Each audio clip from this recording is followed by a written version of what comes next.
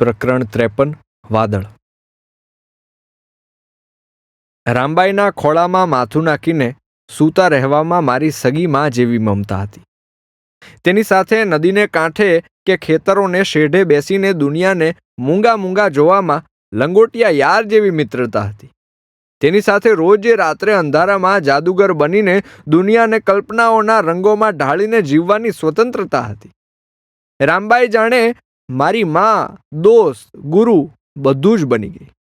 હું ધોળા દિવસે એવો અનોખો ચિત્રકાર બની ગયો જેના મનમાં ઊભા થતા ચિત્રોના વર્ણન ટૂંકા પડતા હતા. મારા બાળ મનમાં એવી રંગોળીઓ ઉભરાઈ હતી જે રામબાઈ સિવાય કોઈ સમજી શકતું ન હતું. મેં રામબાઈના ઘરે 5-6 દિવસ પસાર કર્યા. મારા બાપુ મને રાજદૂત લઈને તેડવા આવ્યા. મારા બાપુની રાજદૂત જોઈ અને મને આગળ લાઇટની જગ્યાએ રામબાઈનું માથું દેખાયું. હું રાજદૂત જોઈને હસી પડ્યો. મારા બાપુને ખબર નહોતી કે મારા મનમાં કેવા કેવા જાદુ ચાલતા હતા. હું ખુલ્લા આકાશનું પંખીડું હતો. મારી ઉડાન અલગ હતી. મારા ઘરે આવીને મને રામબાઈ ખૂબ યાદ આવે. મારા મનમાં સતત એ વાર્તાઓ કહ્યા કરે. હું સ્કૂલેથી ભાગીને બપોરે ઘરે આવી જાઉં. બપોર વચ્ચે ધાબા પર જઈને સંતાઈ જાઉં કે જેથી બા, બાપુ, દાદા, બહેનો કોઈને ખબર ન પડે કે હું સ્કૂલેથી ભાગીને વહેલો આવી ગયો છું. ધાબા પર હું આકાશના સફેદ વાદળોના આકારો નિરખ્યા કરું. કોઈ અળસિયા જેવું વાદળું, કોઈ બતક જેવું દેખાય. કોઈ વાદળ અમારા ઘરની ખાતરની ઢગલીમાં ઉગતા બિલાડીના ટોપ જેવું લાગે તો કોઈ વાદળ રામબાઈના ઉડતા સાડલા જેવું. હું સતત વાદળોને જોઈને મનમાં મલકાયા કરું.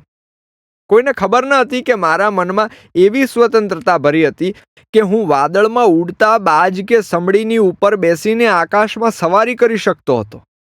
મારી પાસે બાજ જેવી આંખો ન હતી પણ હું બાજ બની શકતો હતો. મારી પાસે સમડી જેવી પાંખો ન હતી પણ હું સમડી બની શકતો હતો. સ્કૂલમાં મને પાટી પેન આપીને એકડા શીખવવામાં આવતા હતા. હું મારી પાટીમાં બસ લીટાઓ કરે રાખું. મારા શિક્ષક મને ખીજાય. મેં આખી પાટીમાં સફેદ લીટાઓ કર્યા હોય. આ શું છે? આમાં એકડો ક્યાં છે? એ પૂછે. હું ચૂપચાપ સાંભળું. મને માર પડે. હું રડું.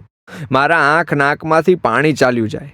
મારા સફેદ શર્ટ સાથે હું મારું નાક સાફ કર્યા કરું. મારી વાદળી ચડ્ડી સાથે ઘસીને હું પાટી સાફ કરું. મારા ગાલના આંસુડા હથેળીથી લૂછીને હું પાટીને ફરી કાળી બનાવી દઉં. મારી પાટીનો કાળો રંગ આકાશ હતું. મારું પેન મારી કલમ હતી. મારી પાટી પર એક માખી આવીને આંટા મારી રહી હતી. હું એ માખી પાછળ મારી પેન ઢસડી રહ્યો હતો. એ માખી આખી પાટીમાં ફરી રહી હતી. મારા મનમાં તો એ આકાશમાં ઉડી રહી હતી અને મને કહી રહી હતી કે એની પાછળ હું પેન દોડાવીશ તો એ વાદળા બનાવી દેશે. પાટીમાં એ લીટા ન હતા, વાદળ બન્યું હતું. કોઈએ વાદળ ન જોયું.